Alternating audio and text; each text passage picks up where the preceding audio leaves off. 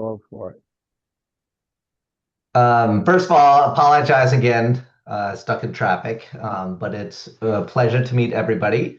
Um, we're excited to have everybody here.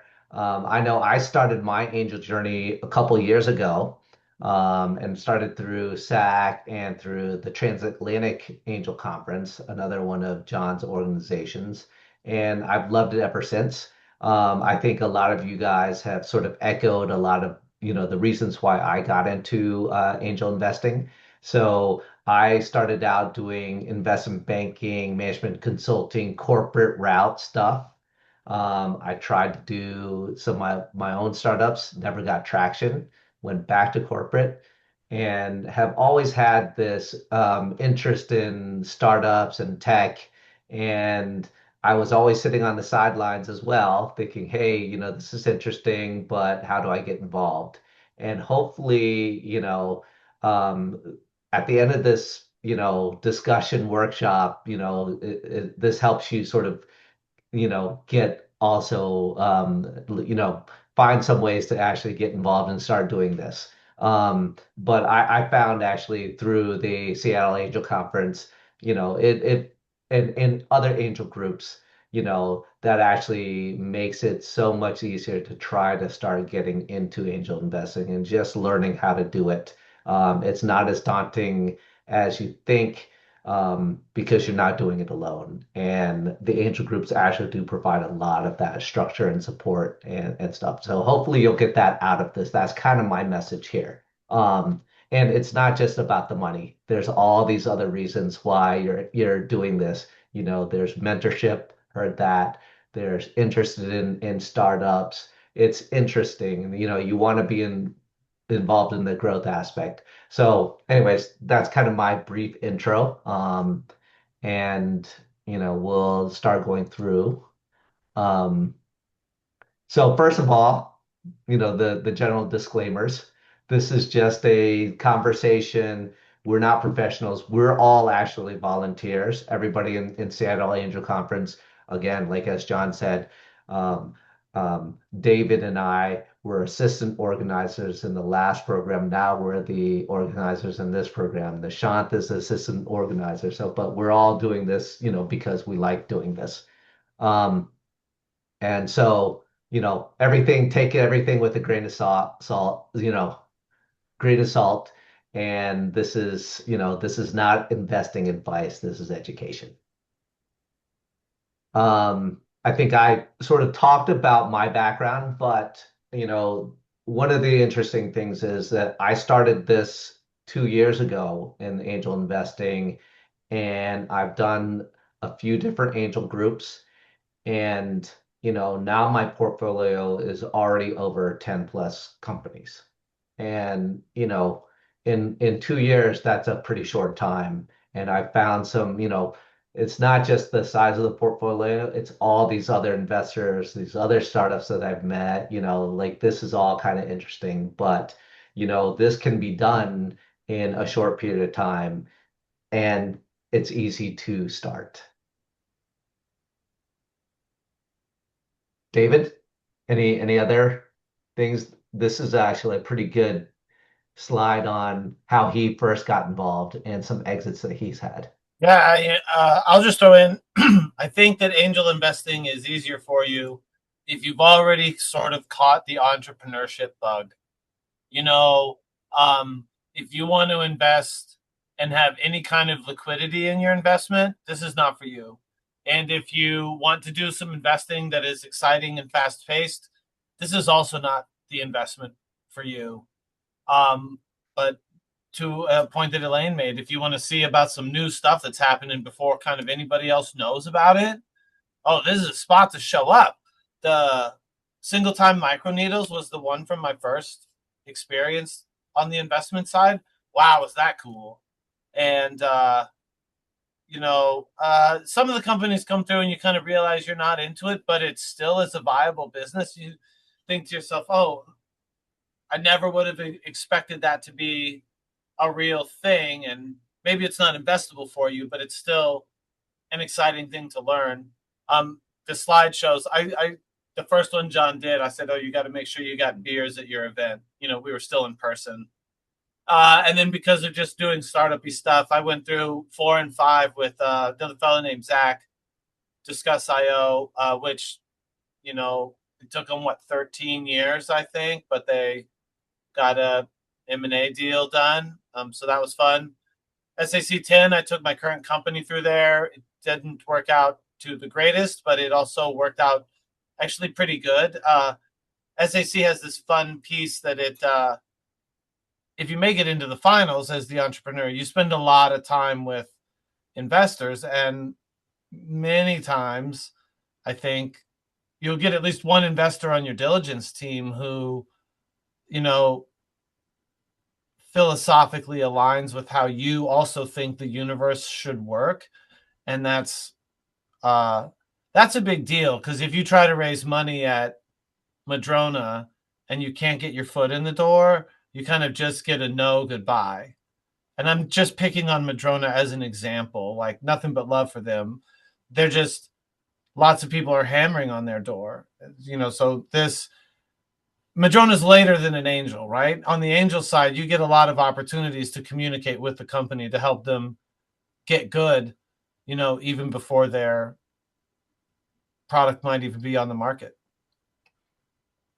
Oh, that last bullet point. Oh, I say audience and customer development should happen before product and service. It's way too easy to build the thing, and it is so difficult to build an audience for the thing. John and I spend a lot of time talking about that at Open Coffee, and I think we also talk that a lot at SAC, because there's companies that show up that are just the idea and just the motivation. And I don't see Elaine in the chat, but I know she's here. She's like, I know, I can just hear saying, that's a She's hell no. here. She's Yeah, here. that's like kind of a hell no. You've got to have something to wave your hands at for traction. And if you don't have money as traction, the next best thing is audience. That's the end of my. No, well, I mean, it's also the product market fit. I forgot somebody who said that they're sort of that product marketing strategy specialist. It's all around that too, and that's one of the big things that us investors look for. Um, so thanks, David. So what we're going to try and cover in this is, our agenda is basically what is angel investing? What does the angel investing landscape look like? What are kind of the key tools and learnings that we've sort of learned, as well as, the other angel experts that we've sort of studied and read their books and really the icons in angel investing. And then, really what I want to sort of drive the point to is sort of like if you're new to angel investing, how to get started, how to get off the sideline, right? And kind of our personal perspective and my personal perspective of how I got into it. We want to sort of talk about that and how this kind of hopefully this enables you to sort of at least explore some more or take that next step. And then we'll do some follow-up Q&A at the end. So what is angel investing? So if we just sort of start, this is our personal finance stack. So typically, most people, they're really up in the upper left-hand corner. This is you have a portfolio of your stocks and bonds, whatever asset allocation your brokerage is telling you, Schwab, JP Morgan, whomever. And that's what most people have if they have a portfolio. On the upper right side, everybody's now talking about the alt investments, all of these alternative asset classes. Um, I forgot Kevin, real estate, right? So that's one asset class he's super knowledgeable about. Um, and then there's these other ones, private equity, hedge funds, real assets might be like art, collectibles, that sort of stuff, and private credit. A lot of these other alternative asset classes, historically in the past, you've had to have a lot of money, a lot of capital to actually go in there. Um, and I think that's kind of expanding now. And we'll go on some of the other stages, but that's, typically you've had to, private equity, you'd have to go into a VC fund. The channels into this were not as widely available, and it's been expanding over the last decade plus. And this bottom chart is kind of, a chart of like kind of the returns of these different types of asset classes. So, on the left-hand side, the stocks, you could tell, that's 10 plus percentages on average. That's kind of your average return. Bonds are probably, 4 or 5%, and everything else is kind of in between or whatnot. But a lot of these alternative asset classes are not as directly correlated, so that helps add to your portfolio diversification, from a financial standpoint. But in our talk, we're really trying to move out of the upper left-hand side to exploring this private equity and the angel avenue of doing that.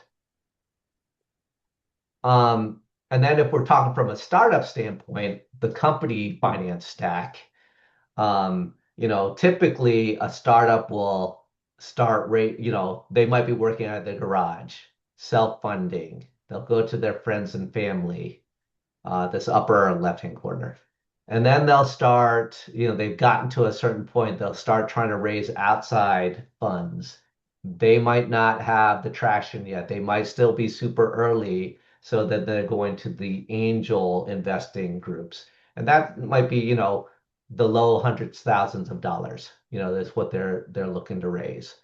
Um, Eventually, when they get better traction, they become more viable. That's where that VC phase comes in. And then you're really looking at $1 million plus.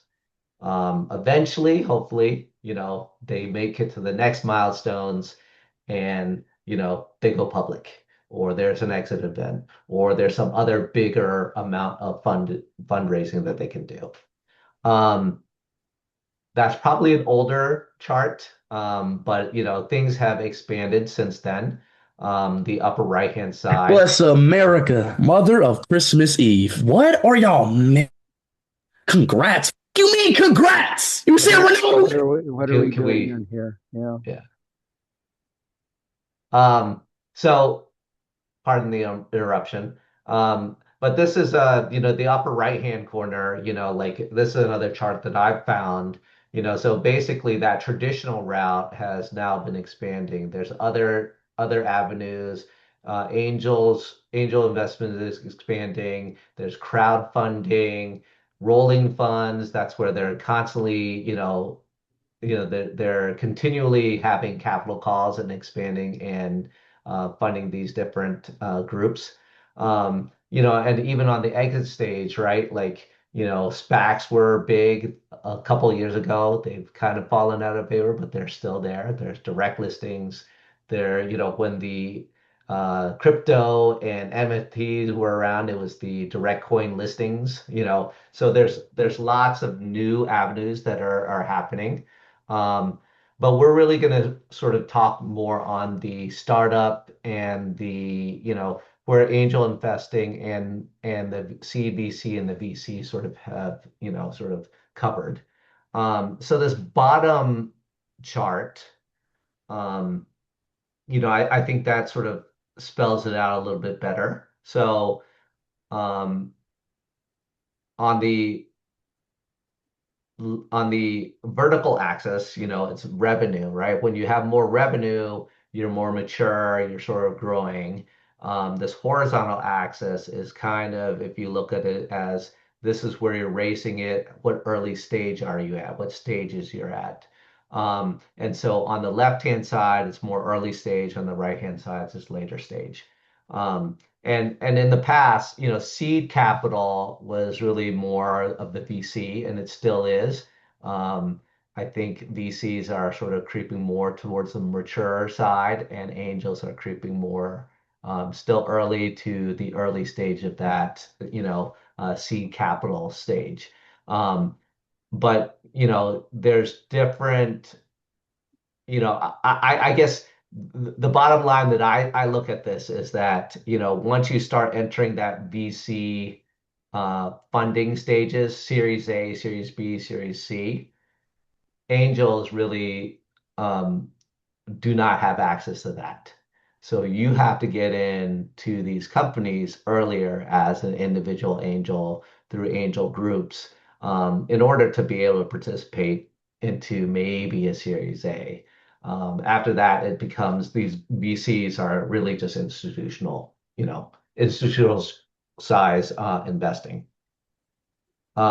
So Well, I oh, go ahead. time out. The other choice is, and this is the thing that we spend a lot of time preaching, is you can go into those bigger deals. You just write a bigger check for every single one of the experiments.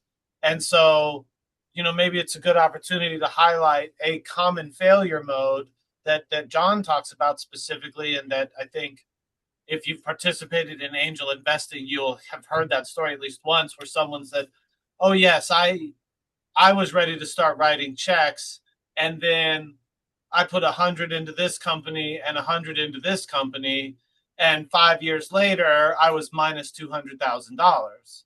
And I was like, "Well, what kind of diligence did you do? And what kind of reason?" And my friend said it was a good idea, kind of stuff, and that's um, a lot of stuff. I think that's a lot of the message we have in this room is let's avoid that and do some earlier, smaller experiments. No, absolutely, absolutely. And it's also if you're in the venture capital side of it, you're really just you know, a limited partner. You're just putting in capital, and you're not actually the one meeting any of these companies. You're doing it really for the financial reasons.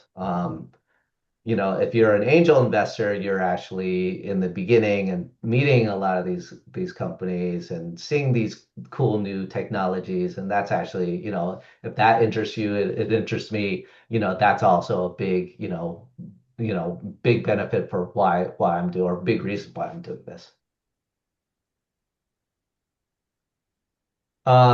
So circling back to what John was talking about, like, are you an accredited investor? So, in the US, like kind of our definition of an accredited investor for Reg D purposes is that if you are an individual who makes income of $200,000 or a household who has income of $300,000, you're an accredited investor. Or the other test is sort of assets. If you have a net worth of over $1 million, then that also qualifies you as a accredited investor. Or if you sort of manage a trust that's worth more than $5 million in assets, that qualifies you as an accredited investor. Um, the reasons why I talk about this and why SAC, we really sort of only have accredited investors in our program is because we're working with startups and we're working with them throughout, for a 3-month program, and they're talking about raising money and how much they need to raise.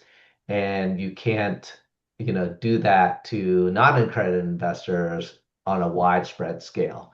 So, by having only accredited, it helps from a startup standpoint, less problems with your Reg D issues in the future.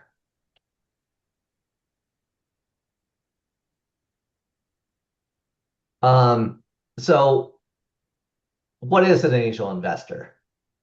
It's usually an accredited individual investor who uses their own money to invest in startups. But the difference between a regular one and a good one is we're basically saying, hey, you need to take the time and learn how to invest. You need to take your time and learn what makes startups successful and what you're looking for. And I think that's a subtle difference, but there's a difference between, like that gives you an edge. The more companies you see, the more investors you talk to, the more of a system and a process that you have, that does give you an edge based on various different studies that we've seen and we've read. And that's kind of what the message we're trying to get at. And we'll sort of talk through some of those learnings that we had. Um, a bad angel investor, I'll let David talk to this. Oh, thanks. This is another sort of spot where we are have observed like common failure mode. Your angel investment money is going to be locked up for a decade. Uh, SAC's SAC number five's exit was 13 years that it took to get there. And in fact, I think that there's an SAC participant, just picking on this group because we know more about them than others, that's still alive and the money is still in the business, and the probability of getting the money out of the business is now very low. So if you're, you know, from the entrepreneur side in this room too, if someone is eager to make a deal quick and try to turn it into a quick exit, they may not have good alignment with that. And the other side of this too is because all of these companies are very early. Um, I think that there's better alignment when the angel and the company are interested in the same exciting thing and ready to get the deal done now. The battery company that just came through SAC. Oh man, that's exciting. And I like it, and I'm excited about that stuff, and it feels good for me. And let's get that check done right now so that they can start going. There's another spot where there is a small percentage of the population that says they are excited about angel investing, and then you can say, well, when was the last time you wrote a check? And it's 24 months ago. And so they're not active in the game. They're you if you're the company looking for money, you want to find somebody who's active in the game. And if you want to play the game, start spreading the money around. And to sort of echo that too, again, I think the bad angel investor is only about the money. Um, but, 100%. Like, oh, this company and looks the best. the, No, no, no. There is some vibes in this one for sure. I think we're all doing this to make money, but that can't be your only reason. It's just like Michael had said, he wants to be able to leverage his relationships in China and help these startups actually bring some manufacturing this way or that way, right? So, a lot of the value as an angel investor are those relationships, is that extra value beyond just the money. And so that's what kind of makes that good angel investor. Having a process with this and being kind of vested with the startups and helping them succeed. And that's kind of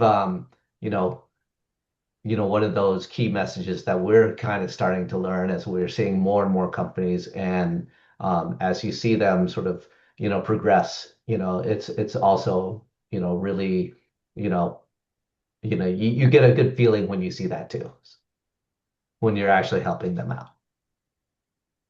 Um, so startup versus small business. So when we're talking about angel investing, like there's we put companies, small businesses into sort of two buckets, right? So and both are fine. A startup type company has that venture capital type exit return possibility. You're looking for this is a higher growth. They may have an exit of 10, 20, 30x opportunity down the road.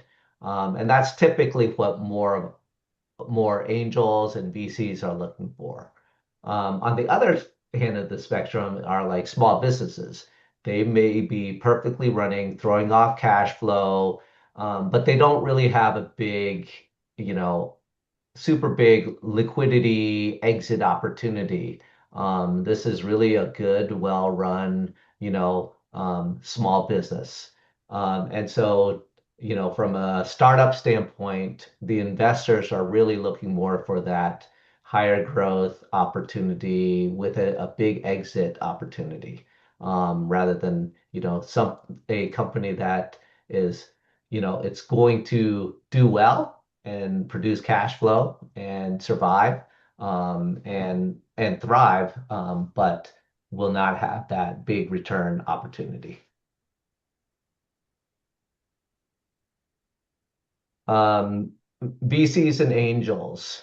So venture capital, VCs really typically are deploying in deal sizes that are typically more like 10 million to 100 million dollars or more.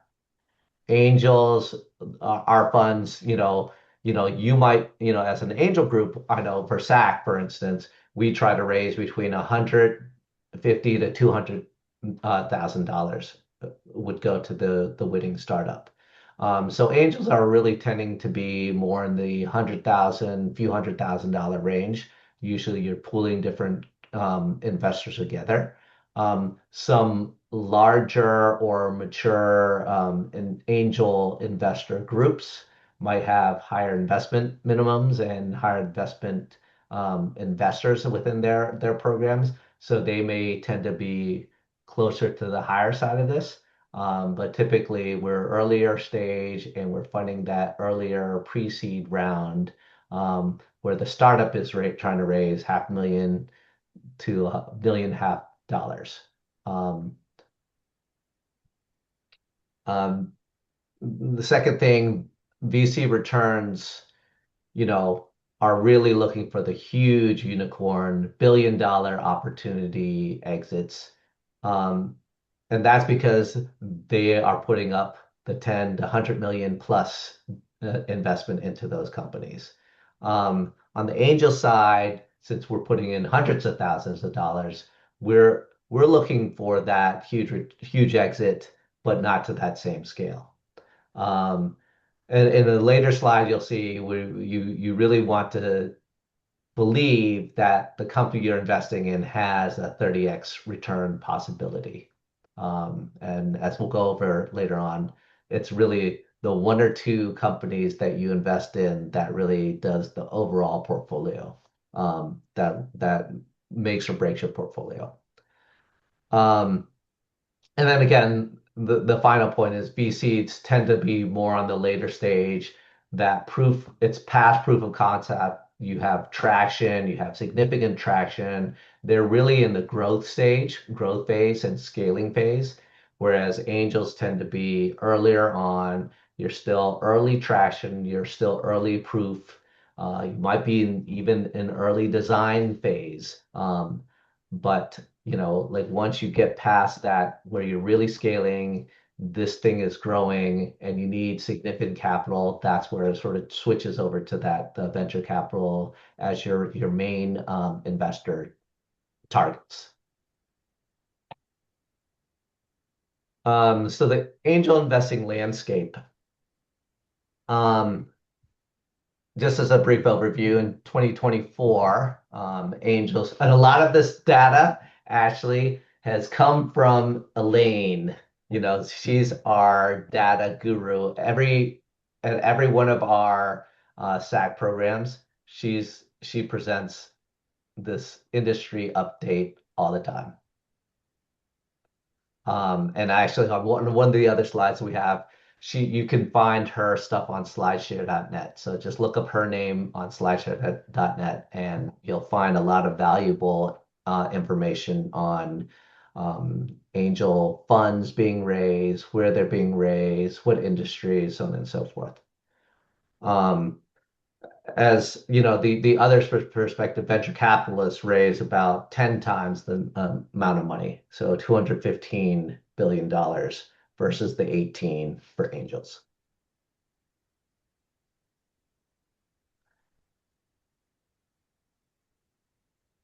Again, back to Elaine. So this was one of her slides that I stole. But just to give the startups and angel investors sort of a perspective of industry. So in 2025, most of this was SaaS. A lot of these, that's not what we personally experienced. So each angel group is different, but as a macro level standpoint, a lot of money went into software. A lot of that could be AI related. There's hardware. A lot of this you'll see health tech is number three. Well, health tech, biopharma, and med devices, if you combine those, that's pretty significant as well. And a lot of times we have found that those are, have also been very popular among investors because you can see an impact, you can see doing good, you can see an exit pathway, and to see a big opportunity. So looking at this, that's kind of what you would expect. A lot of these industries have that big potential.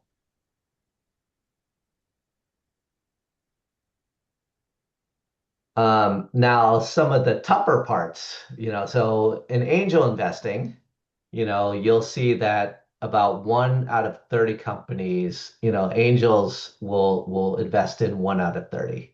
We need to see a lot of different companies to find the ones that are actually, investable in our opinion, or what we would actually personally want to put our money into.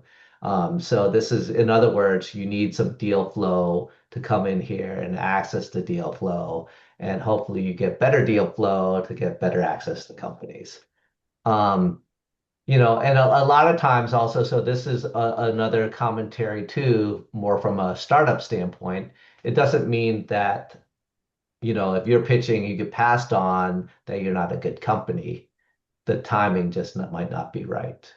A lot of times it might be, you're a little too early. We want a little bit more traction. We want to see that you're in beta testing. You have some beta customers. You have some product market fit proven, so a lot of times that's what, a lot of this is. It's the right time and having, showing that you have that you're at the right stage for the investor group you're looking at. And again, that's also knowing the investor group. Are they super early?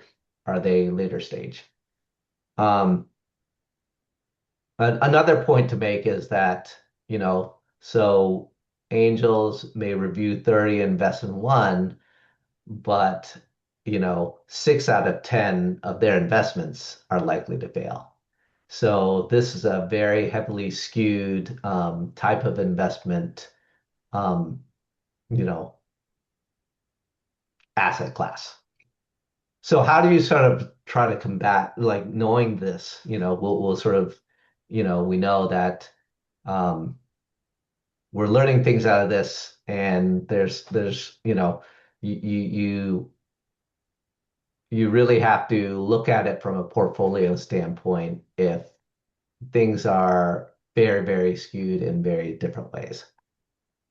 Um, Again, a lot of the reasons why most startups fail, you'll see, you know, these are a lot of the events that happen within, a portfolio. Um, they may a lot of, very few actually, again, starting from the top, most startups might actually just go out of business.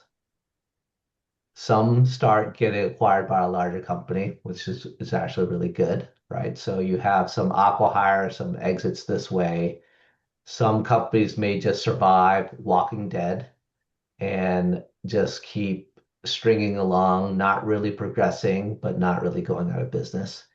And if you go all the way to the bottom, only 0.1% actually go public. And so that's the super unicorn, big exit, you know, um, that we all kind of dream of for our investments. Um, so why would anybody do this with all of those, the high likelihood of failure? Um, and there still is money to be made. And with discipline, there's been studies that the return is more closer to a 25% annualized return. So that kind of beats the stock and the bond market, the typical you know investments that everybody would be investing in. Um, and so, part of this is, you're potentially investing because you want a different asset class from a financial standpoint. Um,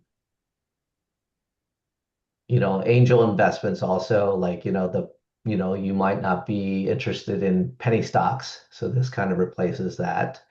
There's also financially, another interesting thing is, if you have a lot of these startups can qualify as a qualified small business stock.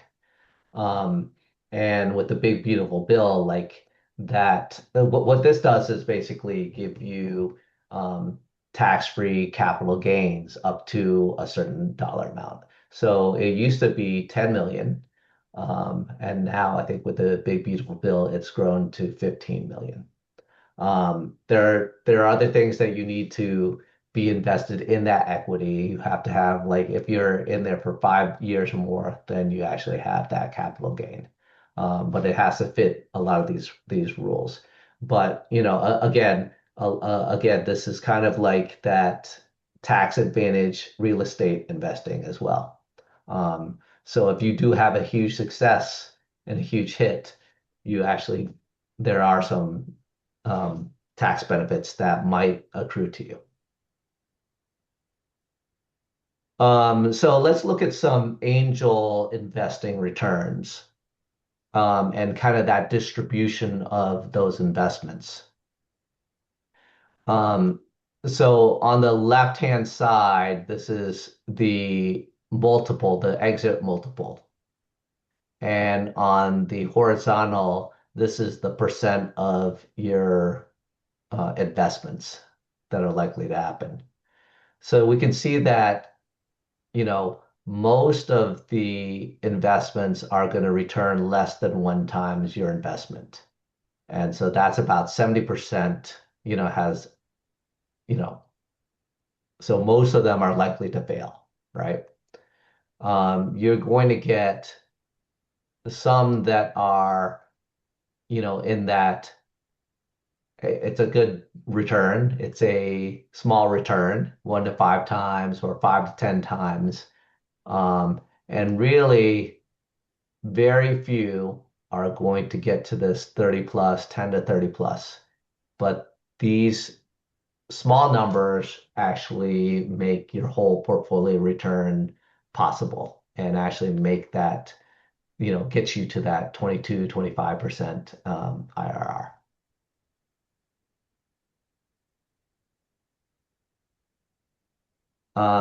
So how are these returns distributed based on your investments? So again, most of these companies that you're going to invest in that are returning less than one times your money, you're going to find that out pretty soon. Within 3 years, they're not going to work out. They're going to go out of business. Or you might just get, a small part of your money back. Most of these other, where you're going to get a small return, again, that might be 3.3 years to get sort of that liquidity back. And that's, getting some small return. But when you start seeing these bigger returns, and especially in the 30 times plus returns, it does say, Rob Wilbank's study shows that it took about 6 plus years um, in their holding period. Um, so again, as David was saying, this is an illiquid investment, but as your portfolio grows and over time, you have that opportunity for that outsized return. John, can you answer a question for me? Um, Yes. What do you need? uh, you know, uh, I was asked this question by somebody else. We've chatted about. I'm trying to get other people out here on the East Coast interested in this, and I got a question about it where someone was worried about if they tied up their assets in these investments, does the asset still exist for other purposes? Like if you invest your money into one of these businesses, but the business is declining, like I think it doesn't matter if you're doing SAC and you've only invested $5,000, no big deal. But if you did invest this and you had some other, perhaps you had a bridge loan on a rental property that you wanted to cover, and it was requiring that you had sufficient assets, and then you did the angel thing where you invested 150 into your friend's brilliant idea, and now it's going down the toilet. You've like lost that as a claim of an asset that you had, maybe to get like a secured loan. And if it improved, would you get to make some claim against that, even if it's illiquid? And this might be too much into the weeds, but I just thought So, when we so in general, when you're talking about using assets as a security against some other activity, then there's an expectation of liquidity, so yeah, that those right. and those assets can be liquidated and turned into supporting whatever the thing you secured. Since this is not liquid, then no, you can't use them from security point of view. However, it does not seem that they're specific about how they count assets. And so if you are worth exactly $1 million and you invest 100,000 into startups, you're still worth sorry, if you're worth $1 million and you invest 100,000 into startups, you're still worth a million until you write off one of those investments. So it's like not until you market that it actually That's because correct. like my CPA never counted at all towards anything like net worth, the equity position I had in Discuss.io when there was just tied up in the company, and how's the likelihood of it going to sell? We never know.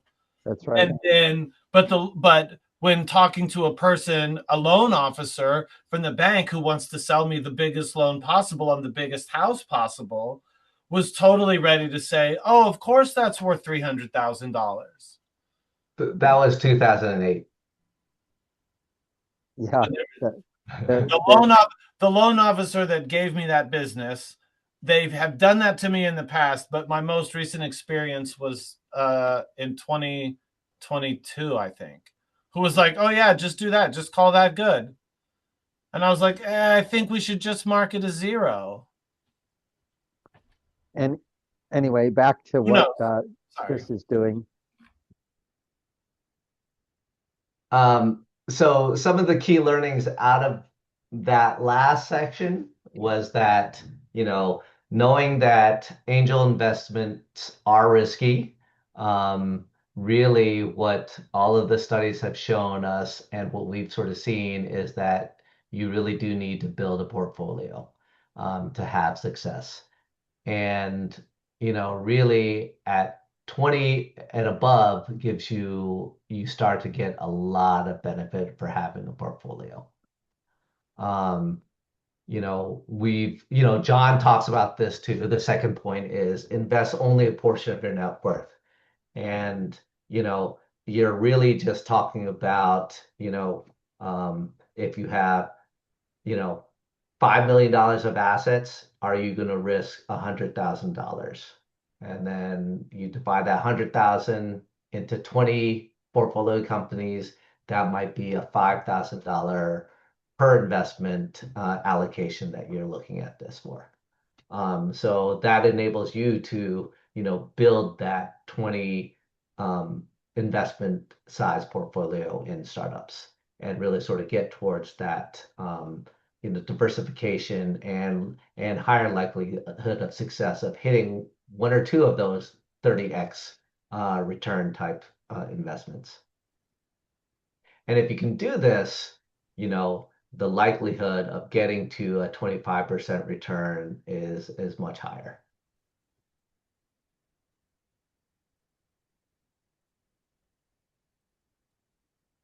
So this is another study that came out of Will Banks, and you can see, so in the red line, this is a portfolio of 5 companies. And all the way to the green one is you have 100 companies in your portfolio.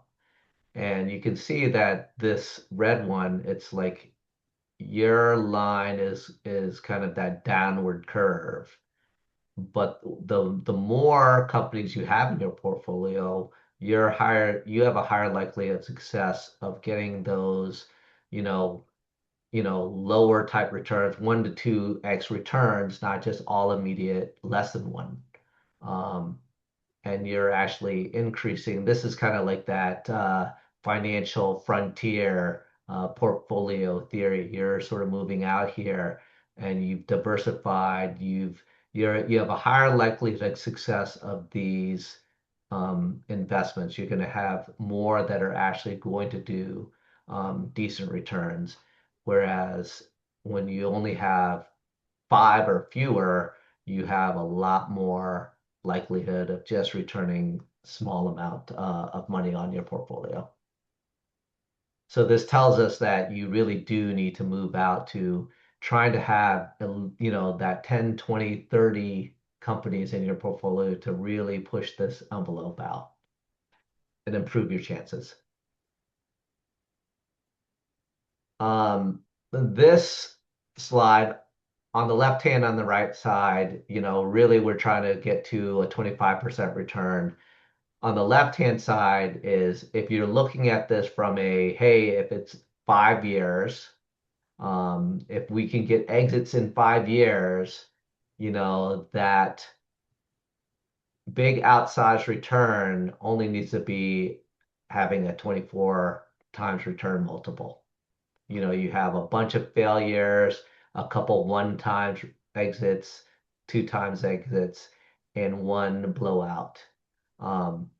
But if you have a longer term, exit horizon, so a 9-year exit horizon, you're really going to have either a bigger exit multiple on one of them, or have some of these other ones, um, you have some better returns or less of a less than 1 times return distribution.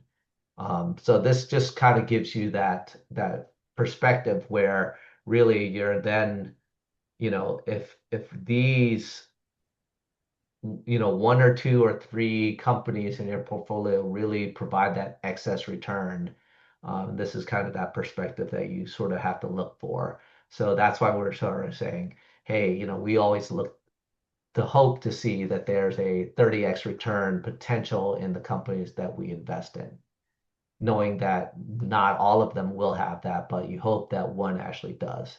And that should then make that return for you. Um, so how do you build a portfolio? So a lot of startup companies will typically have a minimum direct investment of $25,000. That's been moving up. A lot of startup companies may say it's $50,000.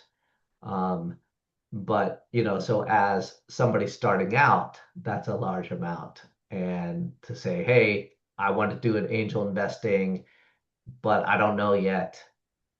And the first investment I have to make is 25,000. That's kind of a big hurdle.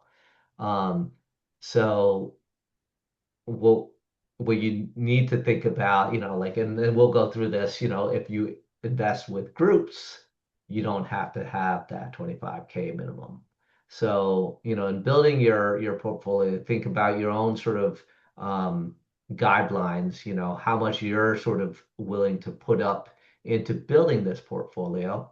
So again, if it's 5,000, if it's $100,000, you know, you want to do 20 investments, it's $5,000 per investment viewpoint. And so investing as a group allows you to lower that investment minimum that startups are looking for, because you're pooling your funds together with other investors and achieving that minimum investment that they're looking for. Can we talk real quick about I don't know if we mentioned it. Yes, maybe I'm getting this conversation stuck with this morning, but from Angel Conference, there's some other groups that have started. And so Angel Conference, it's like a few months and we write 5K into one company.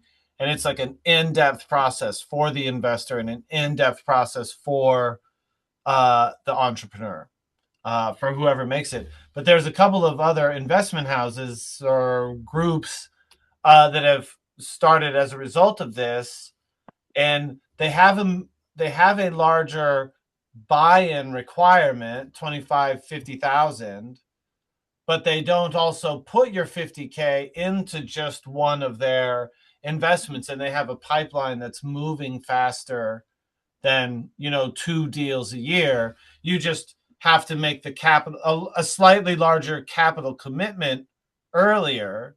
So if you've already committed, you're mentally, as soon as you commit to spending $100,000, you've spent it, and you could go through a small lower actual writing the check experiment, but then use John, help me out. Venturous is the one whose name is stuck in my head right now, Yeah. because I remember Keith, but there's a couple of others, Yeah. and So, catch so me if I, I get it I'm wrong, but you write a check to them for like 50, and then you get to piece it into a couple of deals that they're doing, and their flow is a little bit faster than SAC, but perhaps less involved from the investor side.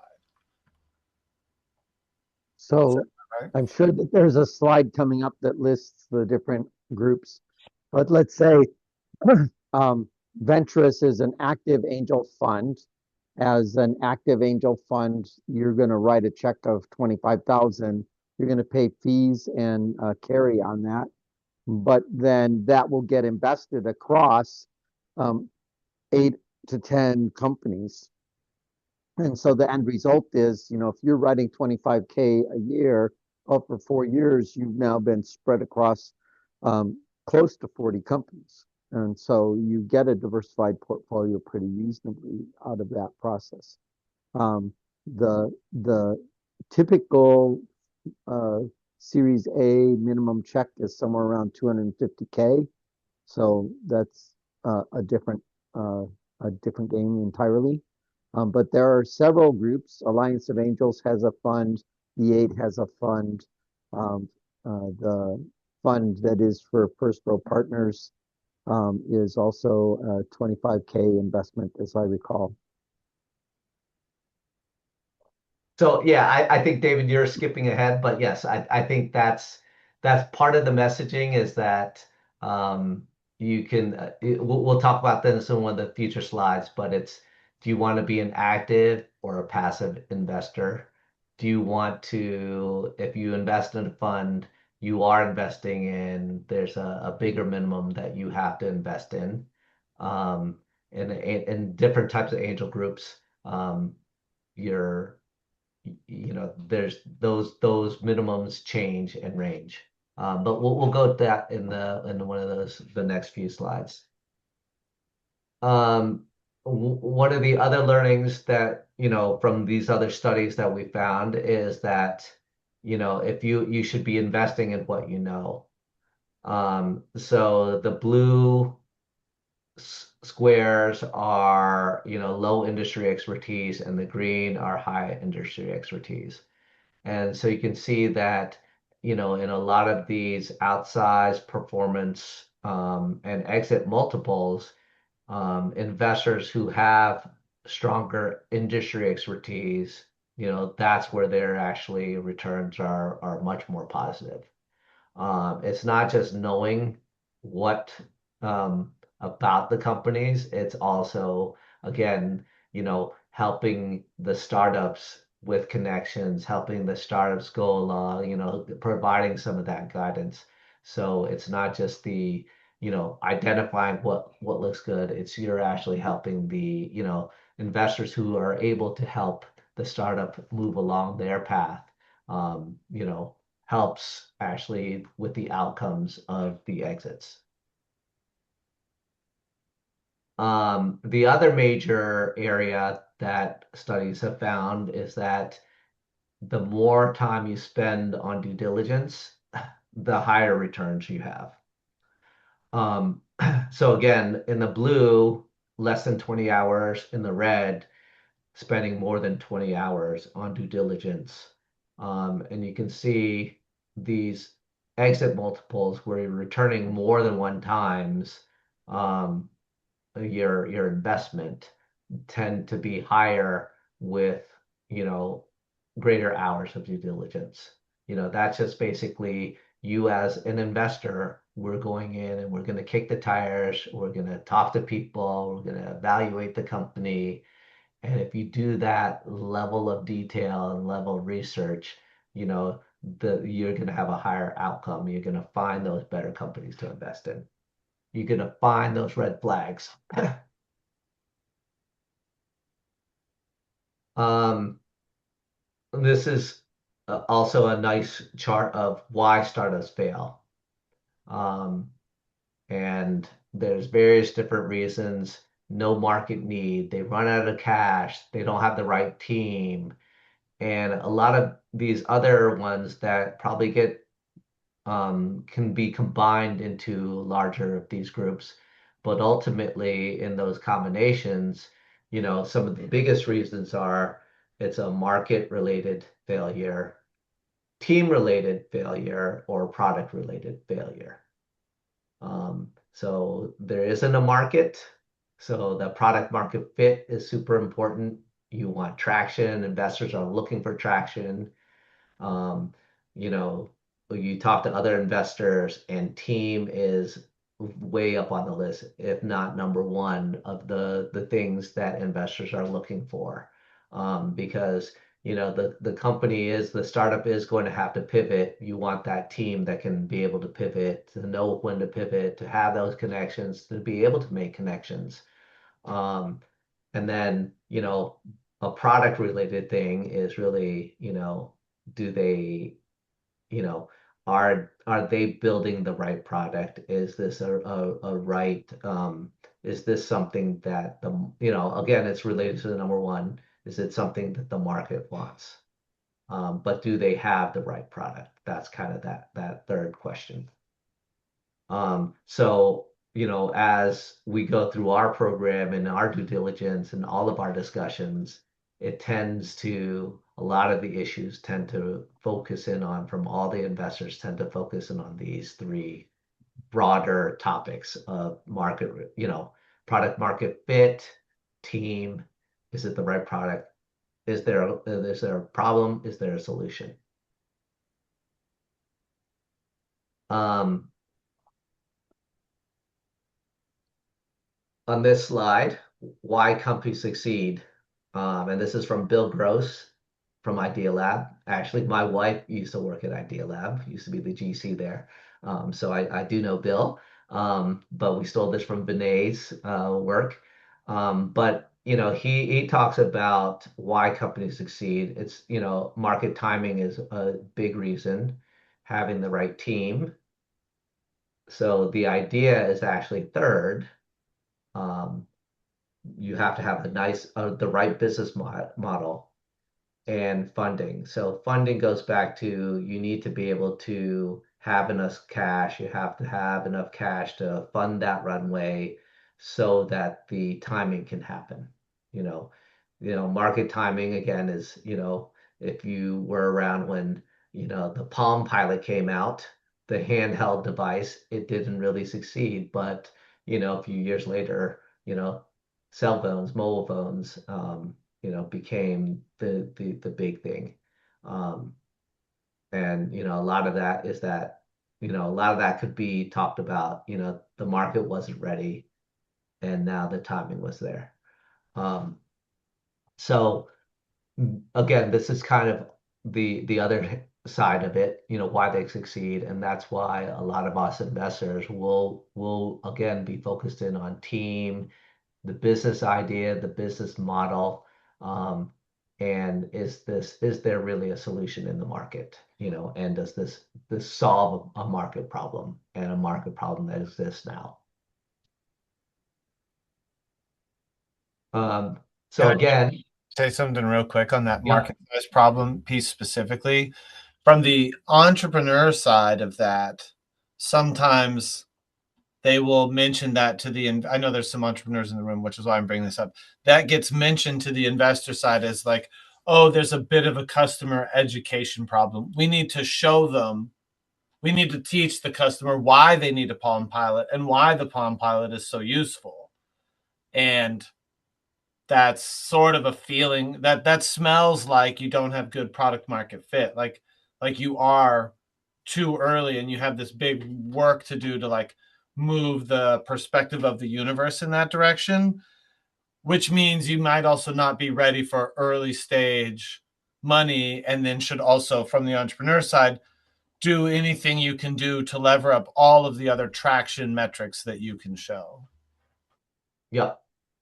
And like again, that's for this slide, I think that's the difference between really the market opportunity and the product solution, right? So what we look at from an investor standpoint is there a big enough market opportunity? Is this a venture capital size market? Is the TAM really large? Is it in the billions of dollars? That excites us.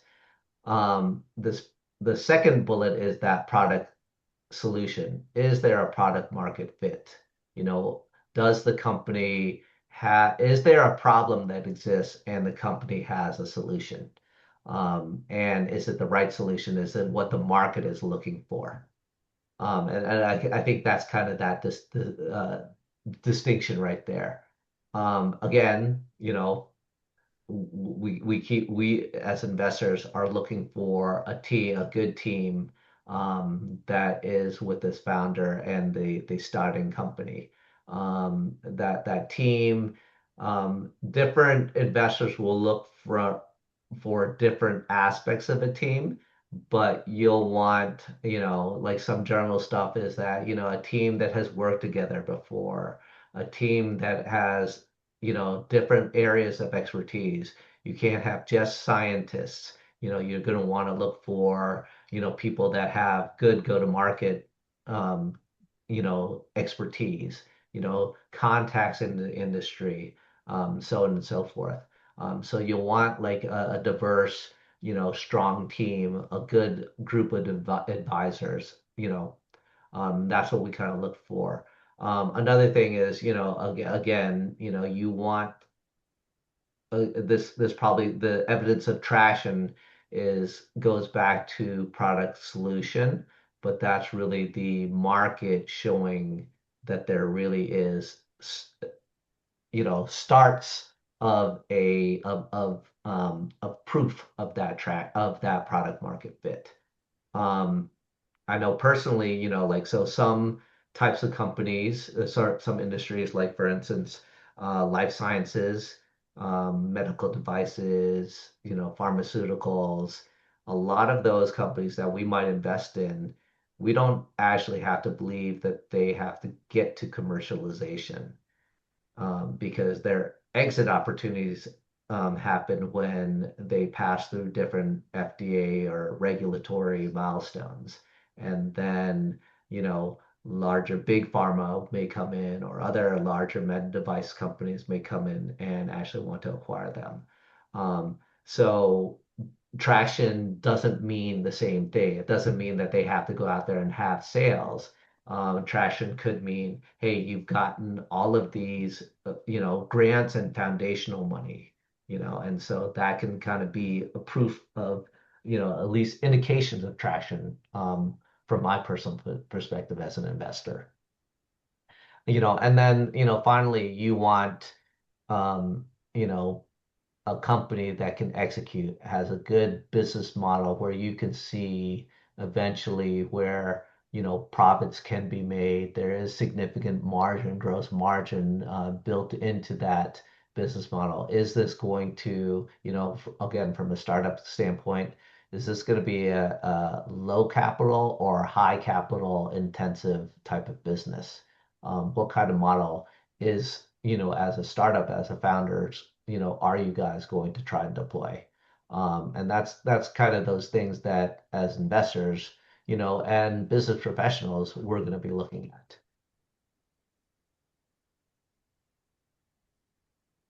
So this again goes a little bit more granular. to this. Maybe David, if you want to speak to it, but again, what is the problem, we're trying to solve? As a startup, you're gonna have to try to communicate that clearly. And that's really one of those things that, in your pitch, think about, do you answer that quickly and clearly? How big is this problem? Again, that's the market size. How big is the TAM? How big is the sum, right? Um, is this the right team to solve the problem? So do I have the right people on the team, that I have the right connections? So we have the right advisors that we can add to the board that can help show the investors that we do have the right team to navigate this. And again, circling back to this, does the solution actually have a problem to solve?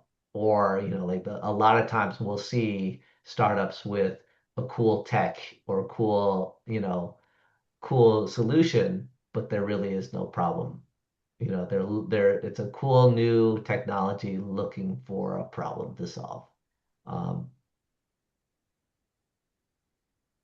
David, I don't have much to add, but what makes a great company and what you have on that slide is also some of the key stuff that should be included in your 1 minute pitch or your cold intro when you go to talk to somebody else who's interested in giving you money.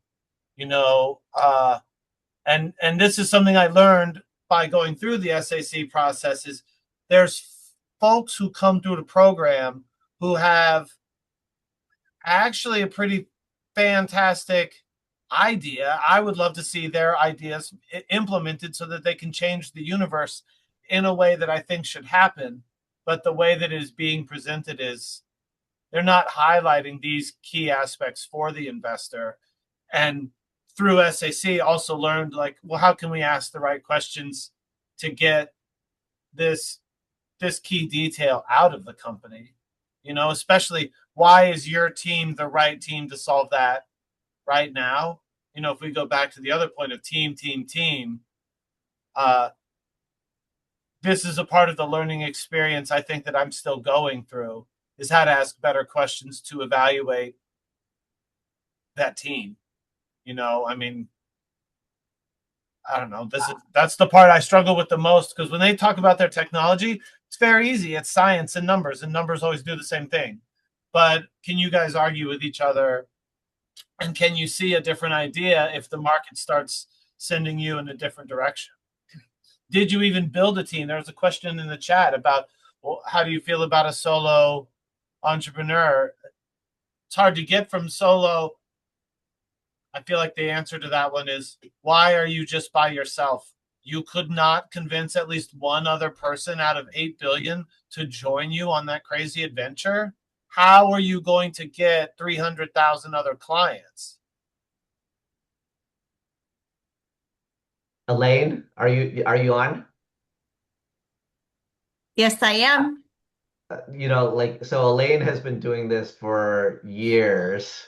I'd be curious for you to share, what do you look for in teams when you're investing in angel Oh gosh, Chris, startups? it's a great question because sometimes it changes all the time. So there's no pat thing. And I was actually surprised in that last presentation that I gave in the um, SAC 28 finals, that the trend for individual founders is going up, and the trend for co-founders is staying the same, and the trend for three founders is going down. So I do think it kind of changes over time. And I probably look to make sure that probably the most important thing is that I trust the founder or founders. Do I feel good about what they're saying, and trust them that A, my money would be in good hands and the company is in good hands. And then there's probably a lot of other things under that.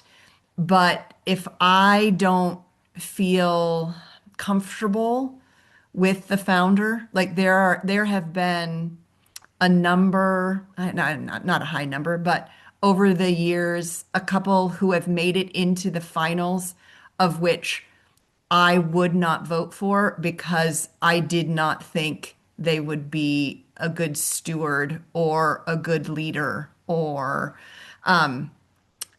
actually being honest or truthful. So somebody might say that's a low bar, but when you're doing the due diligence, it actually happens. And in this last round, there was one of those. So, as you guys know. No, I would echo that forthrightness and trustworthiness is high on my list too. Yeah. So that question of team though, Chris, I do think is critical. Like to me, that's the first box I need to check. It is team, or else I won't kind of move forward. No, that's great insight. You bet. Thanks, Elaine. Of course. So, new to angel investing, how do you get started? Um, you know, this is kind of more of my personal side to this. Like this is what resonated with me, and it's kind of bent towards how I got involved. But if you think about, why I was sitting on the sidelines, and it's like, oh, this would be interesting to invest in do an angel investing, but like I think about it, I'm like, okay, I need to generate deal flow. I need to do due diligence. I need to negotiate with the companies. I need to come up with a bunch of capital. And as we mentioned, like a lot of startups have, you know, $25,000 minimum investment. And for the first investment, do I want to invest in that if I don't really know I want to do angel investing? So these are the questions I had in my mind. Or, if you want to invest with other people, well, we got to create and maintain an SPV and manage that over 10 plus years, maybe, right? Um, and yes, if I were to do this, I don't want to just do one, I want to build a portfolio. But all of that seems daunting, just starting out. And so that's why I stayed on the sideline too. Um, but I got introduced to John and introduced to Seattle Angel Conference, and learning a little bit more, it's like, oh, actually the angel group actually takes care of a lot of these difficult things that you think are obstacles, right? um and so I'm going to speak about Seattle Angel Conference just because it's kind of a good example of what I'm thinking about, and how I looked at it is that, well, our program is a 3-month program. You join and immediately, like there's we had to evaluate 75, 77 companies up front. So Seattle Angel Conference provided the deal flow, the initial deal flow. Okay, so I, as an individual, don't have to come up with that, right? The due diligence, that's part of it. Actually, that's the part that I enjoy. I like doing business analysis, looking at companies, talking to them. So this stays with you as the investor, negotiating terms. So we're really throughout the program, we're really focused on meeting the startups, meeting the other investors, evaluating the company, doing that due diligence, writing our due diligence report. And in the end, once we select the winner, we're kind of negotiating those terms. But it's really up to the um, program organizer. So in the spring, it'll be me and David, negotiating the final terms with the startup winner. So as the investors, you don't really have to be that involved in that aspect. Um, Again, are you contributing 25,000? No, we're contributing only 5,000 into this. To me, that was like, hey, that's an easy step. That sounds like a reasonable first step to go into anything new. Um, because what SAC does is, or other angel groups, you're pooling your money into a larger investment that exceeds that 25K or 50K minimum investment that that startup is looking for. Um, and, but in order to do that, you need a special purpose vehicle, an LLC to be created with an operating agreement and doing these capital calls amongst all the other investors. Well, SAC also sort of helps run that. Again, in SAC 29, it'll be me and David, you know, helping to organize that LLC and making sure it has all the right proper agreements in place. And, managing the capital call and managing a lot of that maintenance over the next, you know, 5, 10 years, hopefully to a super huge exit. Um, so, what was fantastic about this to me personally was that, oh, really, I just needed to have a small investment to try this out. I get to focus in on meeting startups, meeting the other investors. And, actually, that's like the big thing out of this to me. Yeah. The valuable thing is meeting the other investors and meeting the startups. Because as we go along, then I'm meeting other investors that I'm like, hey, in the future, I want to invest with them. I'm going to share ideas, share other deal flow with them, talk to them. I found my own sort of experts in different industries through this that I'll reach out later on when I'm looking at other companies that I'm looking at outside of SAC. So that's kind of this helped me easily test the waters, um, without having to think about all this laundry list of things that you would normally have to do if you want to do it all on your own. But as part of an angel group, you know, a lot of these obstacles are sort of taken care of. Hey, Chris, can I put in a data point coming from a data geek? Sure. So one of the reasons that so underscore what Chris is saying is when we think about due diligence and time it takes. So probably on average, good due diligence is at least 40 plus hours. And then we probably go through, or the average kind of deal flow goes through seeing 40 potential investments before writing a check. So if you think about those 40 hours for due diligence, you have to go through 40 hours for those 40 potential companies. I don't have the time to do that. This is not my full-time job. I have other things that I am looking to prioritize, but yet I want my portfolio full of 20 to 40 investments, and I want the investments that I make to have done good due diligence. And then on top of it, I think about the fact that, okay, in my data capacity in Microsoft and what I know about startups is kind of narrow. David talked about last time there was a battery company that won. I don't know anything about batteries, quite frankly, but would like to make sure that there are within the group of angel investors that we have people who have more of an expertise in that industry or have relationships with people who do. And so quickly, all of a sudden, the numbers line up for me to get my full portfolio from a group of knowledgeable investors that help me cut my time and cut my risk. But I still come out with a well researched investment. Absolutely. I mean, that's a great point because, as a group, for SAC, we do deep dives into 6 finalists and do that due diligence, due diligence reports on them. We And so, sorry, can we go just ahead. like riff on that? You'd said we start off with like 70 companies and they go through a 1 minute pitch. And I think that's a spot where the investor tries to figure out their thesis.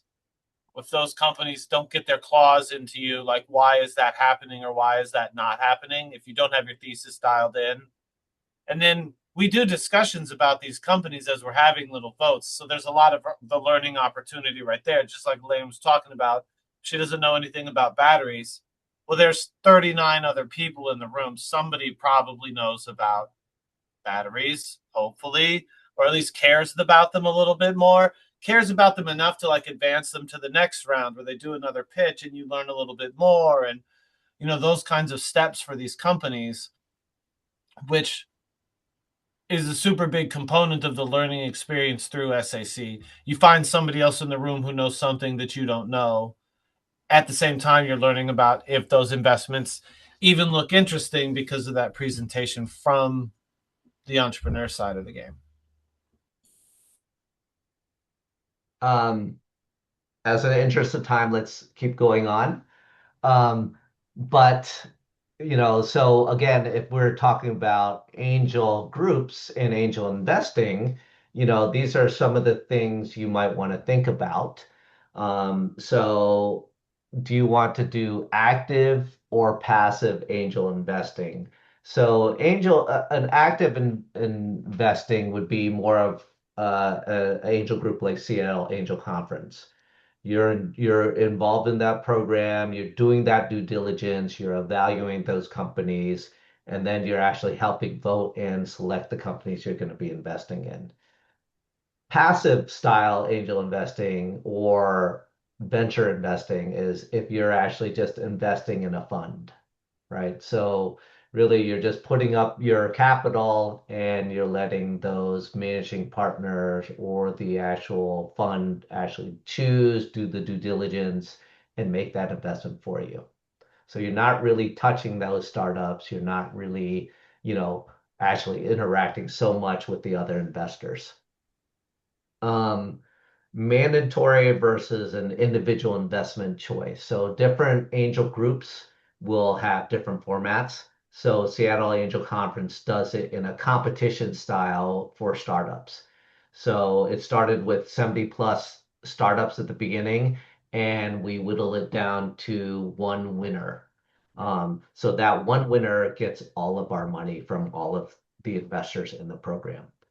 Other angel groups may be that you're not you're not they don't find a winner, they just find viable investable companies, and people within the investors within that angel group um, can choose to invest in them or not. Those angel groups may have sort of a set minimum that you need to invest in over the course of a year as targets, but you don't need to invest in a particular one.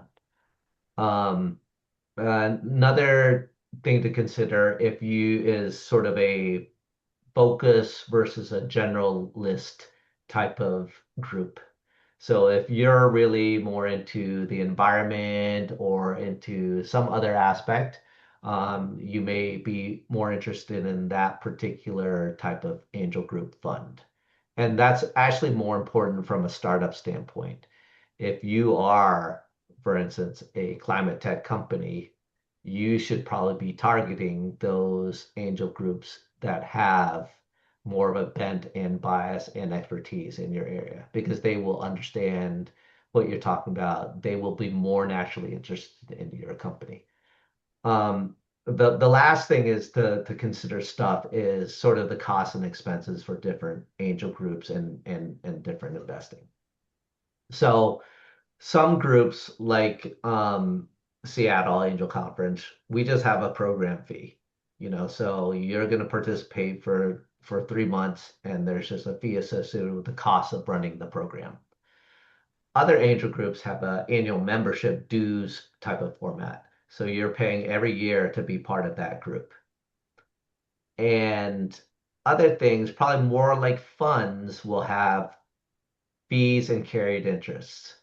And the typical, VC hedge fund sort of, you know, fees and carried interest is called 2 and 20.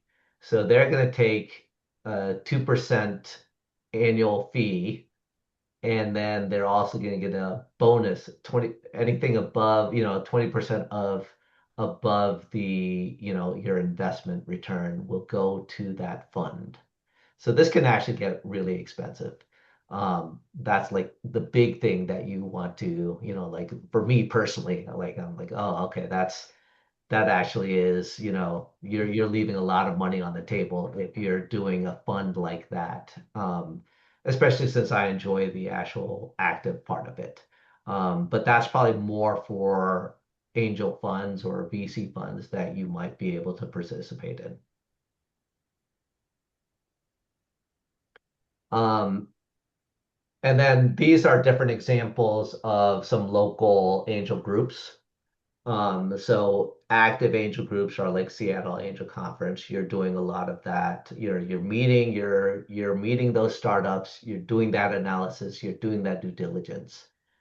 Passive angel funds might be like Alliance of Angels or Sidecar, right? So you're investing in, you're giving them 25,000 and they're going to invest that for you.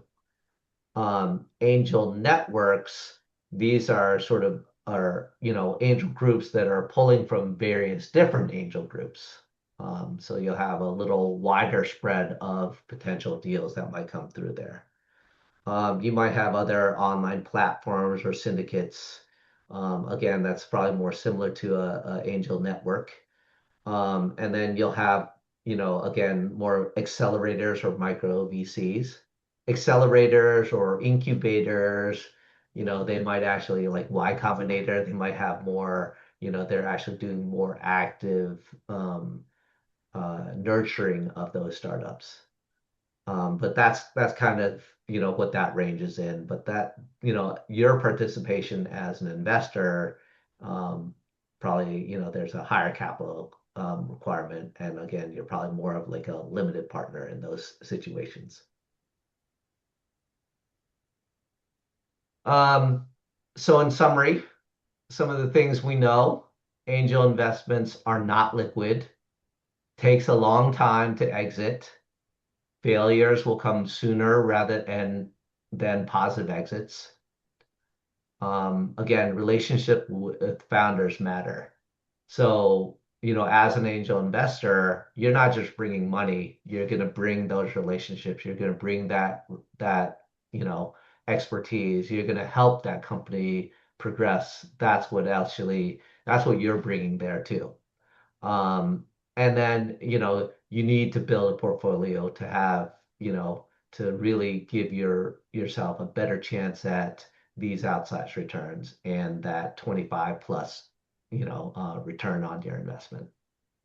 And again, we also focus on due diligence matters. And, a lot of these studies have shown that. And so our program does focus on, we do, need- we are one of our outputs are these final due diligence reports to go back to those investors and the startups.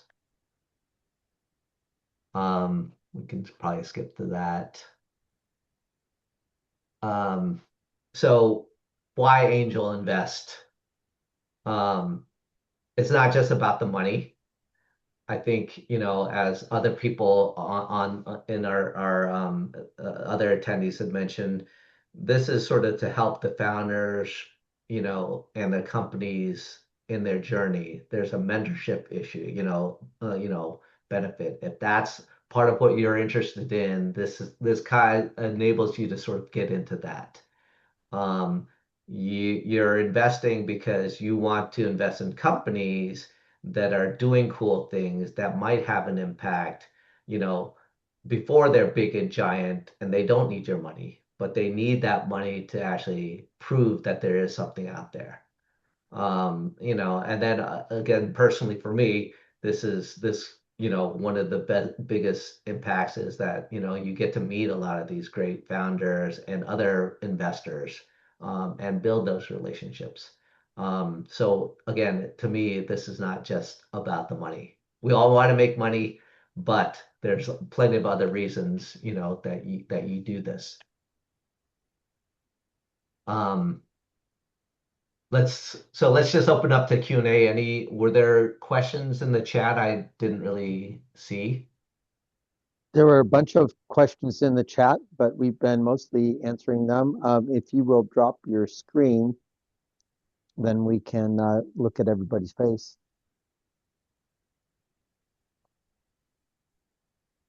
Anybody have any questions they want to bring up? We can talk about any of the things that you brought up if you want. Yes, I have some questions. Yeah, Hey, go ahead. hey, Chris, Hey, thank you. Mike. Thank you so Michael, how are much. you? Yeah, it's very helpful. So right now, my understanding, we are talking about the coming cycle, right?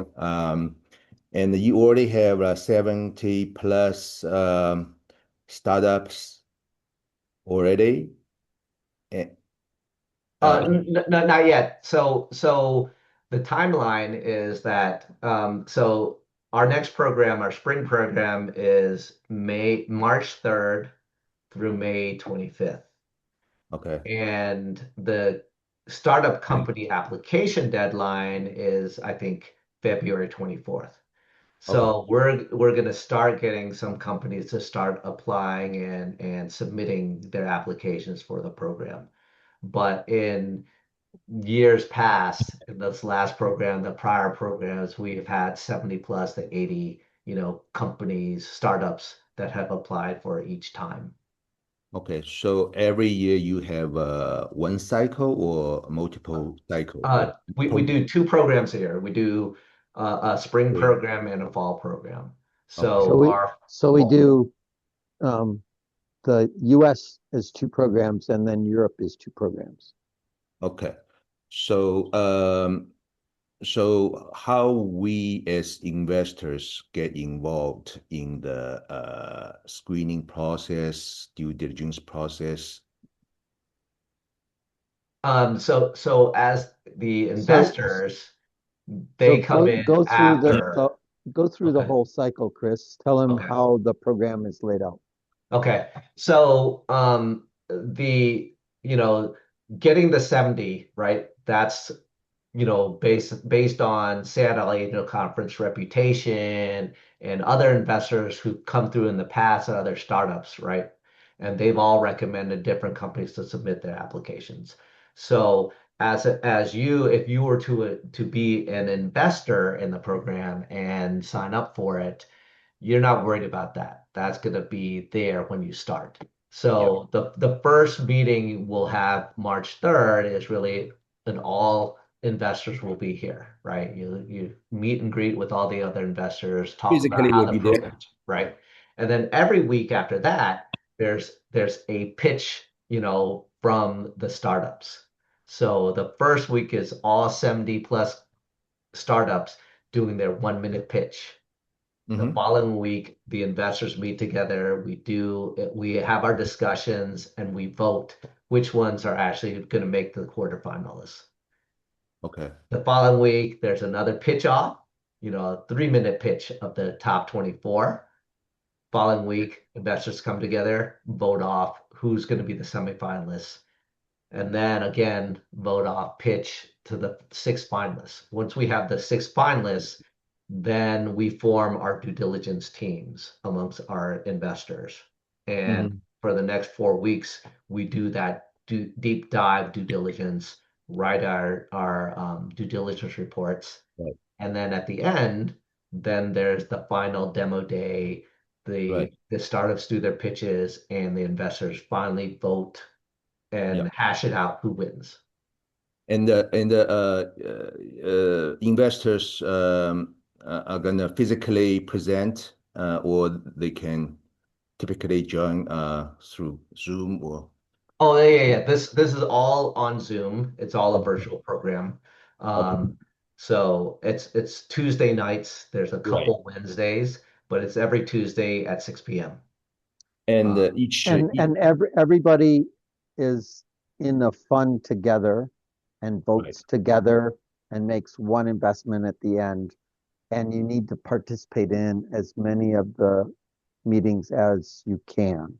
So right, it's not like an angel group where you're a network and you come to this meeting and you decide you want to be in that company. You are sorting over the 3 months down to the one company. Right. And And this is a great way to learn and not a great way to create a portfolio. And the Mhm. right. best way to create a portfolio is more like venturous, which takes about the same amount of time, but in the end, you're in 8 to 10 companies instead of one. So the highest, the companies with highest votes go to the next round, right? Typically. Well, Yeah. we argue a little bit, so sometimes the highest votes turn into the lowest votes later. So it's a little more messy than that. Oh, okay. But yes, it's a, eventually it's the ones with the highest votes. But there is discussion and revoting until we get a super majority that are agreeing on, yes, we're gonna vote for hit power over, you know, channel robotics as, Mm. two examples from the last finalists. Yeah. So I understand that each member need to invest in the finalist company. Yeah. But for those, right, for the rest companies, if a couple of investors are interested in investing, are we allowed to invest or?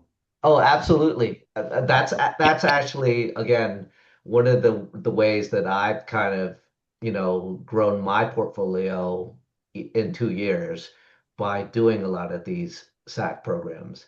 So I've always invested in the winner, but throughout the course and of the due diligence and the 3 months, right, you're actually meeting a lot of the you're really getting to know those six finalists.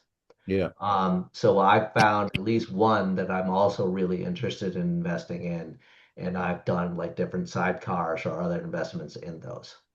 So it's not one is mandatory. The winner you're committed to investing in. Right. The other ones are by choice, right? So, but Right. I've found there's always been one or two other ones that I want to invest in. And on due diligence, you're gonna do DD the six, right? The Yeah. six companies. So for next cycle, Chris, you and David are gonna lead the DD, is right? Oh, Typically. no, no, no. So we're organizing the Okay. program, so we're going to make sure, like, hey, we send you guys reminders to come to the program. We're going to, make sure we have like the startups are getting it's like, hey, this is the time that it starts. You guys are pitching on this day. The other ones are pitching those. But the actual investors, you would be lead, like you would select, the person on your team to be the lead the due diligence lead. And so that due diligence team might be 5 or 6 people or 7 people, right? And Okay. then one of those 5 or 6 will be the lead Okay. For that one company, for that, right? and there will be 6 teams. Yeah. Okay. So I saw Bobby's hand up. I want to make sure that doesn't get lost. Bobby, did you have something? Yeah, I have two questions. So the first question is, as a founder, you mentioned a couple of things that you guys would be looking for, but all of them are associated with the data. For example, what kind of problem are you solving? Why is it even a problem? And why you are the right candidate to solve that problem, right? So all that requires the data, right? So how do you deal with it? So the founders think there is a problem here, and what kind of data that you expect from the founder to provide you to be considered. So I would say that the data is a probably more of a survey type data, right?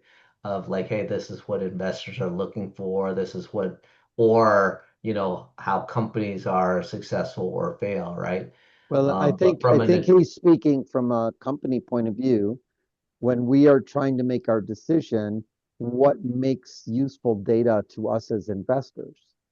And for us, is we want to know that the team plays well, that that team understands what they're doing. So there should be evidence of your success and doing things. But there's also the question of whether the market cares. So we want to see what level of engagement you have with people who want to buy this stuff from you. And I'm particularly over on the you should have qualified your customer side. But some people think that, people telling you thoughts about, I would buy this if you built it this way is useful.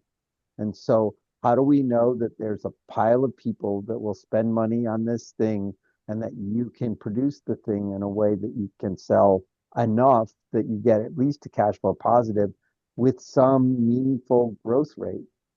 And the further along you are, and Chris was using the product market fit word, which I think is way down the road for some of our companies from where they are when they're in our program. But if they're at product market fit, we would expect some level of exponentiality in their revenue by the time they hit that point.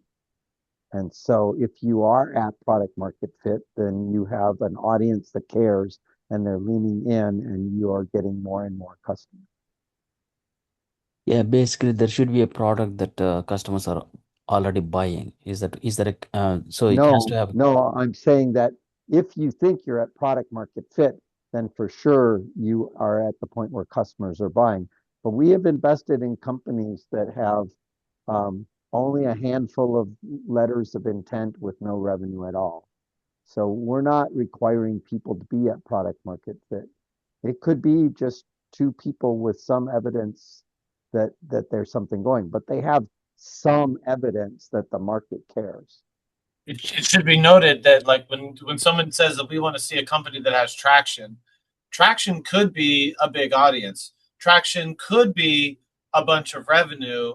Traction could be a couple of LOIs. Traction could be just one LOI from like an enterprise client. And then the different investors will have different opinions on how valuable that traction really, really is. One LOI from Microsoft to buy $70 million worth of something is pretty good, even though it's only one deal, versus I have 800,000 followers on my Twitter who have all committed to giving me $1 a year for the next 10 years. Like both of those are pretty good numbers, and your investor will see that. And you can have good traction and still no revenue because you're all of the companies that succeed and become something awesome are all very special and unique things. Yeah, I understand. So my point is that you have an idea and you don't have the product yet and you don't have any revenue yet. So it is hard to justify, right? So you guys be getting such deals all the way, so most of the time. So it is hard to distinguish, right? So who is really can deliver the product, who cannot. So there has to be some metrics associated with it to weed out. He's this is the right he's Well, company to there invest are in. metrics, except that they're all very, very fuzzy and then prioritized different ways from each investor perspective. Because all Yeah, of the stuff is so near is this is not really like measuring something that's 10 centimeters. It's like add enough salt into the soup until it tastes proper, kind of. Because yeah. it's So, also very, very early. It's not if you have this, you will so get investment. Bobby, I guess I'm saying, I think we're saying there is no hard metrics you look at. Every sort of version of traction or Oh, whatnot is okay, okay, different. okay. I And so understand. So luck is going to be the major factor. So No, okay. not luck, no. not luck. If you have more traction and real sales, you're going to be a more interesting startup for us to invest in. Yeah, If But without a but product, you no, cannot. you're going to be understand struggling. that investors have different ideas about Right. what makes a good investment. And it could be that you find a group of investors that are committed to the idea that the mission of the company needs to exist in the world. And you have an idea and you have some expertise in that idea and no customers and no product, but they still believe the idea needs to exist in the world and they would invest in that. And we have seen that kind of investment. This is a faith based investment probably better at the friends and family stage than the Series A stage. And the more you get the Series A, the more explicit hard data you should expect to see. But at the early pre-seed stage, it's somewhere between those two. And so you have to be compelling to the investors. They have to believe in your mission. They have to believe in your team. They have to believe in your market progress. How you represent that is up to you. And if you're effective at that communication and they believe you and trust you and move forward with you, they may be simply mission-based investors wanting to make sure you succeed in your mission to accomplish that thing. That can happen.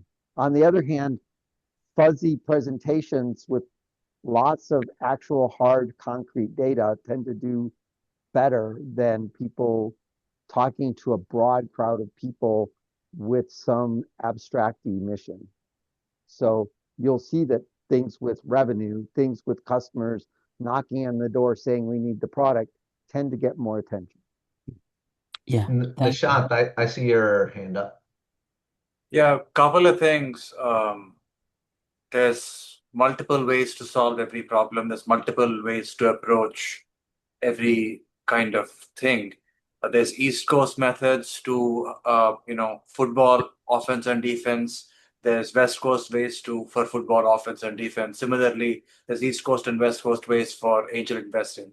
I would suggest reading multiple books and understanding all of these things and trying to figure out what is your way, what really speaks to you.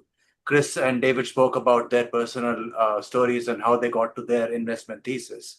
And I find SAC an excellent way to write that, to learn and do, and eventually you'll refine your own investment thesis. It's the first one. The second one is I was part of it with Chris, David, and a few others in SAC 28. You can choose how much effort you want to put in, right? Like any class, in any MBA class or bachelor's degree class or PhD class, the amount of time you put in, the more time you put in, the more you're going to learn. And you can choose to dive really deep in due diligence, or you can choose to be a spectator. It's up to you. Depends on what time you have available. I think Elaine was saying 40 hours is normal. We spent more than that, and we had a great time.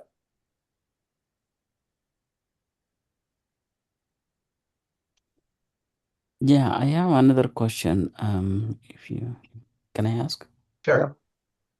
Okay, so that was the first question earlier that I asked, and the second question is, so if the founder couldn't get any investments because there is no product yet and there is only an idea, and can they go for a SBA loan? So I heard that it is a bad idea to go for an SBA loan instead of raising the capital through investors. So what is your thoughts on it? Well, it really depends on the kind of business you're working on. But SBA loans have a fixed term with things that you're paying back.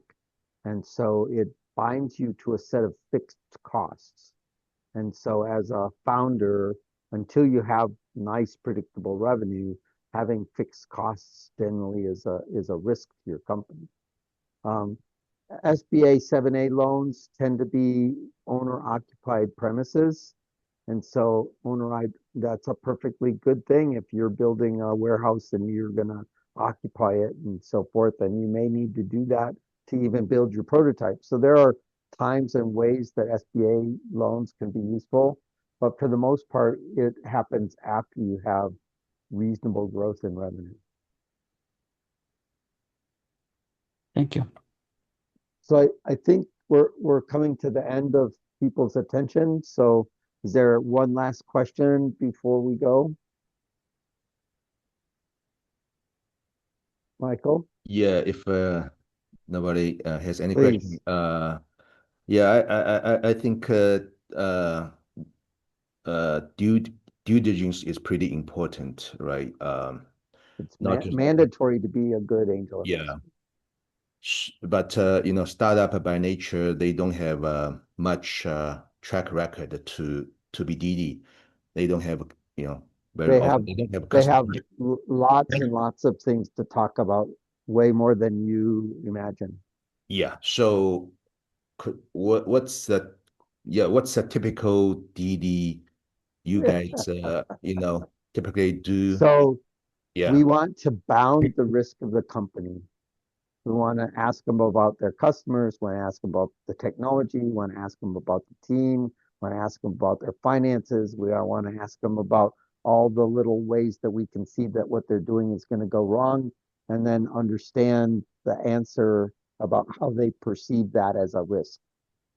And so 360-degree analysis of the company, trying to bound the risk and find out what the founders think about that risk. Yeah, but that's with the founder company. What about any third party DD? Well, how do you know that the founder is telling you the truth if you don't use third-party data? Yeah, so you guys Talk to the customers, talk to the customers that have quit, talk to the competitors, talk whatever gives you perspective on the company. okay. But you don't have, the problem with startups is that startups are very fuzzy, uncertain entities. And so due diligence that expects to get to an exact answer, like a PE or a Series F venture capitalist would want to get to an exact answer, that is simply impossible to do at early pre-seed stage. And so everything will be much, much less detailed. Right. Very Yeah. often they don't have a customer, they don't have a competitor because they are the only one, developing the product. They always have a competitor. The biggest competitor to most startups is what people are currently doing now. Yeah. And if they can't build enough of an incentive to change my current behavior, then the momentum of what they're doing now wins, and then they have no customers. Yes, so that's exactly what we need to find out, right? Find out who their target audience is, see how that target audience responds to the idea that they have. I've put into the chat the investor interest form. So if you're interested in participating in this, David and Chris would love to chat with you. So fill out the form. They'll arrange a call. Okay. Any last I wish I knew X before we go? All right. Well, thank you everyone for being here. Thank you, Chris and Mark David, for has a working quick on this. question. Yeah, I Oh, was. what? I was gonna. My apologies to interrupt the closing. Yeah, I think it's always important, at least for me, to always ask, what is the one question that I should be asking? So again, I'm a founder. What's the one question I should be asking that I have not asked? Any reflection from any of you? So I think the important thing is that people think that angel investors fall from the sky and that they are infinite fonts of money. And in fact, they are right around you.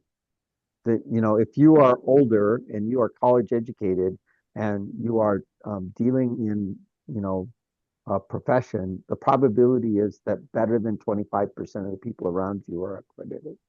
And they take 10% of their net worth and they apply it to this task. That's still quite a limited amount of information of money, right? And so you can't go asking for big numbers from people, right? And when you say I need big numbers from small numbers of investors, then you narrow the 15% down to the 0.1% of the people. And then you go around asking people who are not in the 0.1% for money, and you get lots and lots and lots of no's, right? So as much as we do due diligence on the startup, the founder needs to be doing due diligence and qualification and organizing and understanding the capital stack of the investors going the other way. So don't start by going to Madrona and thinking that you're going to get an appropriate investment when you're doing a pre-seed investment. Go to the right level of investor group. Go present things at the right level. Build the capital stack so that you know how one leads to the next one, and understand the needs of the investors at each of those stages, because they're not the same at all. Thank you so much. Well, thank you everyone for coming. We will do more. We have a couple of workshops on how AI is going to help startups coming up. Next week is the AI one, and we'll do the next one after that in January. If you have any questions about startups, we're glad to answer them. David and I do the open coffee Tuesday mornings. If you go to the ... and at least on my screen, it's in the upper corner of the chat. You can save the chat, and in there is the link to the interest form, to the copy of where the recordings are going to go, and a link to the startup open coffee that we do every Tuesday. Thanks for coming. Thanks, everybody. Thank you. Thank you. Thank you.